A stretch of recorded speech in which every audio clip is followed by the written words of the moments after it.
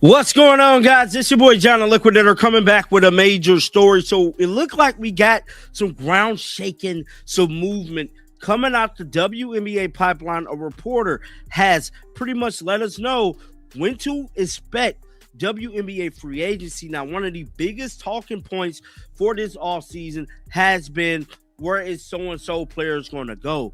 We can't even have free agency without having a CBA deal done.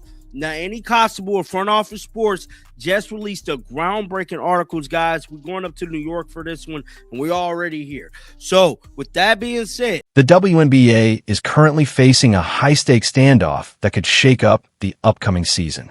While the official 2026 schedule has been released, behind-the-scenes contract negotiations between the league and the players' union have hit a major roadblock. Because a new agreement hasn't been signed yet, all player movement, including free agency, is effectively on hold until at least early March. This delay creates a massive time crunch for teams trying to build their rosters. Both sides are now racing against the clock to reach a deal by February to avoid pushing back the start of the season. This uncertainty is especially stressful for the league's newest stars, including Caitlin Clark. With training camps fast approaching, the pressure is on to settle these labor disputes so the focus can get back to the game. An additional 30-plus days to do free agency, right? Now, this article is coming out right here, man. And it stated, WNBA could be weeks away from delaying the season. So, we know them schedules came out, dog. Them schedules came out yesterday. Everybody got their schedules. Now, my personal opinion, I still don't believe it's going to be a lockout. I just cold-heartedly do not believe that. I believe that they're done, but I could be wrong. See, I'm afraid to admit, hey, y'all, I could be wrong. Now, with that, these negotiations aren't just about minor tweaks. They're about a total overhaul of how the league handles its money. The current contract has already expired, and the two sides haven't reached a new deal yet. About a month ago, the players' union put a bold offer on the table. They are asking for a 30% cut of the league's total revenue and a much higher team salary cap of $10 million. To put that in perspective, they're pushing for a massive leap in what players can earn to better match the league's recent explosion in popularity. However, as of late last week, the league still hadn't responded to that specific proposal.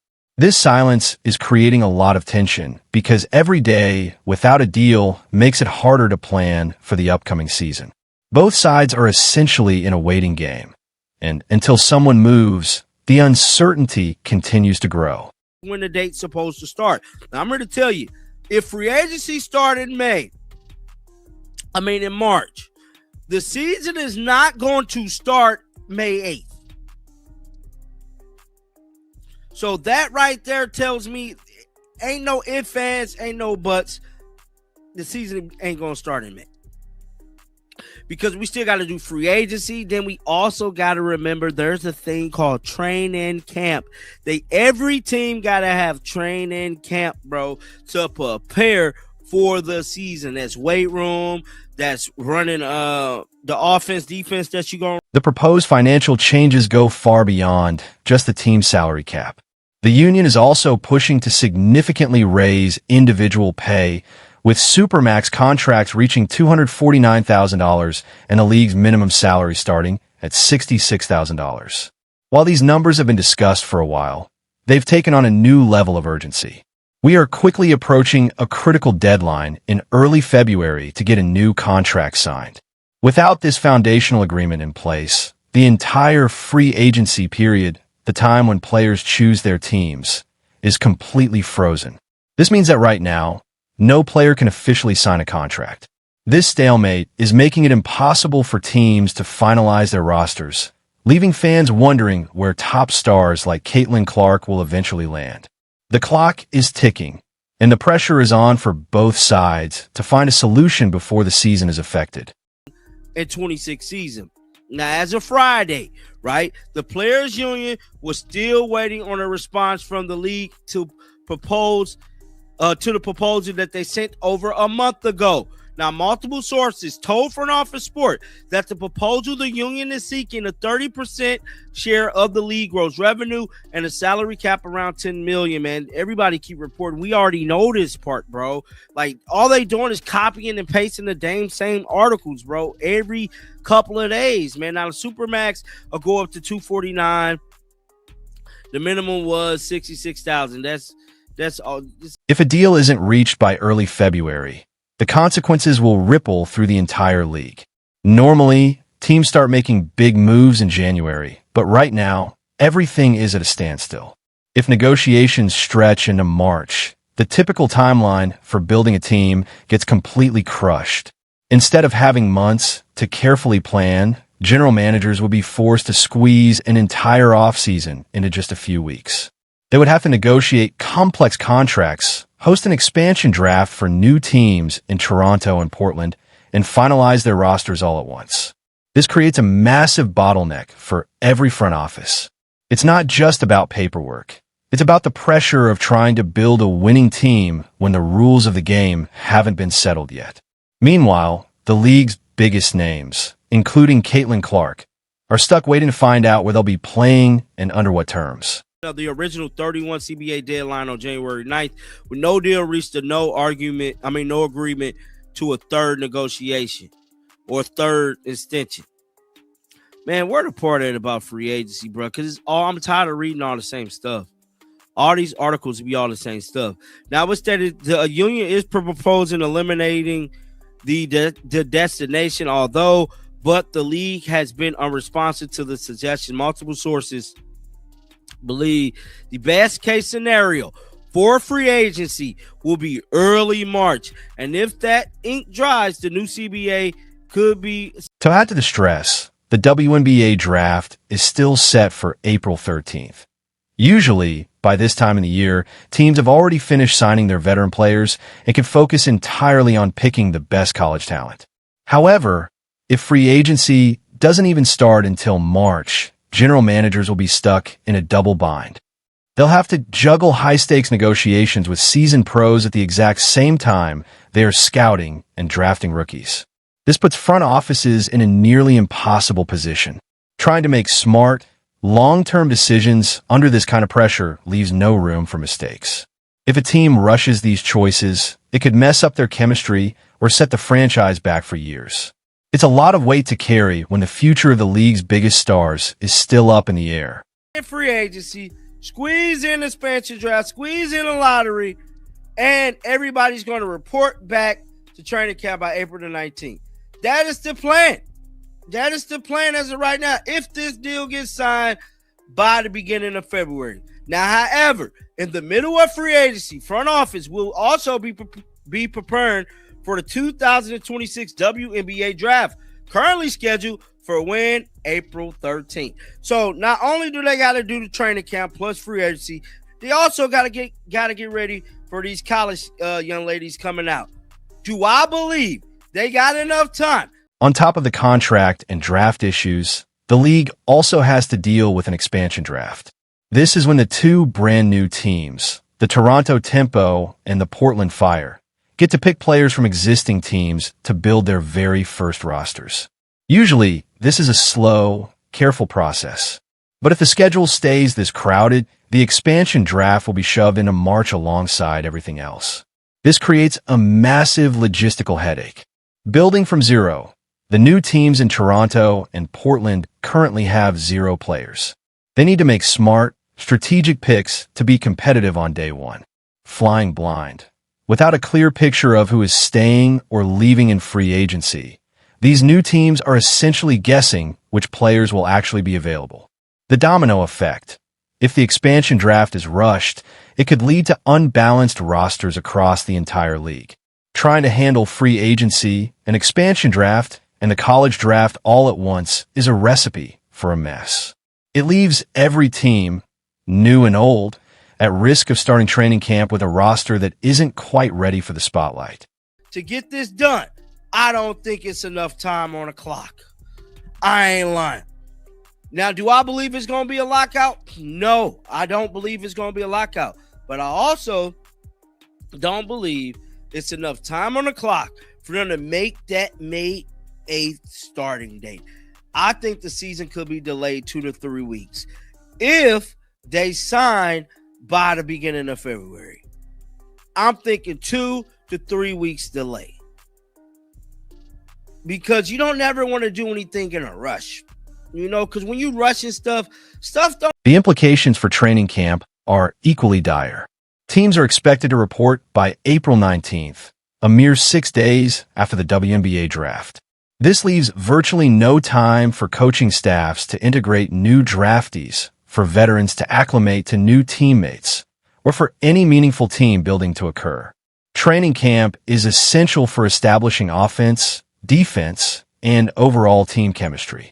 Rushing this critical period guarantees a disjointed start to the season with players potentially unfamiliar with their roles or even their teammates. The foundation for success is being severely compromised. Right, and I feel like this could be leading us to a disastrous start of the season. People not knowing where they're supposed to be. Some of your favorite teams going to end up losing. The chemistry's not there. Everybody's forgetting all of that. You got new players waiting to get acquainted with their current players within 3 weeks. Then you got training camp. Then you got the draft. And you got more new players coming in. I don't know. But the article goes on to say both sides have emphasized a commitment to the league's 30th season being played. Sources who familiar with the mentality. This year marks a major milestone, the WNBA's 30th season. Originally, the league set May 8th as opening night, but that date is looking more unlikely by the day. If free agency, 2 different drafts, and training camps are all squeezed into the same few weeks in April, there simply isn't enough time for teams to get ready. Experts are already predicting the season might be pushed back 2 or 3 weeks, moving to start in a late May or even June. A delay like this causes several big problems. The schedule, TV broadcasts, and arena bookings would have to be completely rearranged. Team quality. Basketball is a team sport that requires chemistry. If players are rushed onto the court without enough practice time, the quality of the games could suffer. The Caitlin Clark factor. For a new star like Caitlin Clark, starting a professional career in the middle of this chaos is a huge hurdle. It makes it much harder for a rookie to make a big impact right away. The good news is that both sides want to play. Team owners have said they have no plans for a lockout because they want to keep the league's momentum going. Similarly, while the players' union has prepared for a possible strike as a precaution, they've made it clear they want to be on the court. There is a shared goal to make this season happen, but the clock is ticking. Even with everyone's best intentions, the sheer amount of work left to do makes a smooth start a very difficult goal to reach. The negotiations have hit another layer of complexity. Players are now pushing to end the destination clause. This is a rule that gives teams most of the power over where a player can be traded. If the players win this point, they'll have much more say in where they live and work. While that's a win for player happiness, it makes the legal talks even more time-consuming as the season draws closer. Amid all the legal talk, there are huge clues about where Caitlin Clark and other superstars might be heading. Even though nothing is official, the league's new schedule seems to be dropping a massive hint. All eyes on Indiana. The 2026 schedule for the Indiana Fever looks quite different from the rest. Here's why people think the league is rigging the spotlight for them. Maximum exposure. The Fever are scheduled for more back-to-back games than almost anyone else. In the world of sports business, you only give a team a demanding, high-stakes schedule like that if you expect them to be a massive TV draw. The prime slots. By positioning Indiana in these high-traffic windows, the league seems to be preparing for a transcendent star to be the face of that franchise. Perfect business sense. Putting a generational talent like Clark on a team that is already being set up as a marquee attraction ensures the WNBA capitalizes on her popularity from day one. While we wait for the draft balls to roll, the schedule tells the story. The league is betting big on Indiana being the center of the basketball world this year. The strategic positioning speaks volumes about her likely destination. Further bolstering this theory, the Las Vegas Aces and New York Liberty, two of the league's most popular and successful teams, are also scheduled for extensive road trips at the season's outset. This strategy aims to bring the WNBA's biggest stars to more markets early on, capitalizing on unprecedented fan interest. While these teams already boast established talent, the combined impact of their road-heavy schedules alongside the Fever's intense back-to-backs paints a clear picture. The league is orchestrating a grand tour for its most marketable assets, including its future face. The first back-to-back of the season is set for the opening weekend, with the Los Angeles Sparks playing on May 10th. This early high-visibility matchup further highlights the league's intent to hit the ground running with exciting basketball despite the underlying CBA turmoil. Every early schedule detail, from intense road trips for top teams to demanding back-to-backs for the Fever, seems meticulously crafted to amplify fan engagement around specific franchises and, by extension, the star players expected to join them. While the final ink on the CBA is still drying and the official draft order awaits, the WNBA strategic scheduling offers a powerful, albeit indirect, revelation about Caitlin Clark's likely landing spot. The sheer number of demanding back-to-backs given to the Indiana Fever points to a team poised for a massive influx of star power and fan attention. It's the closest thing to a pre-draft announcement we've seen, strongly suggesting that Clark will don the Fever's uniform, ready to electrify Indianapolis. Getting a deal done by early February is the league's top priority. If that deadline slips, it sets off a domino effect that could derail everything, from when players get signed to the very first tip-off of the season. Every day, without a signed contract, adds more pressure. If the process remains frozen, the league risks a messy, last-minute launch that could hurt player morale and leave fans frustrated. Without enough time to practice and build chemistry, the high-quality basketball fans expect could be replaced by disjointed play. Despite these hurdles, the WNBA's recent moves send a very clear message about the future. While the legal battles continue, the league's 2026 schedule essentially confirms what everyone has been whispering. Caitlin Clark is the new face of the Indiana Fever. Why Indiana? The schedule tells the story. The spotlight. The Fever have one of the most demanding schedules in the league, packed with back-to-back games and primetime slots. The business logic: you don't give a team that kind of heavy workload unless you know they're going to be a massive TV draw. The big reveal: by positioning Indiana as a must-watch team from day one, the league is betting that Clark will be there to lead them. The curtain might rise a little later than originally planned, but the stage is officially set. Even with the current chaos, one thing is certain: a new era is coming to Indianapolis, and the WNBA is making sure everyone is watching.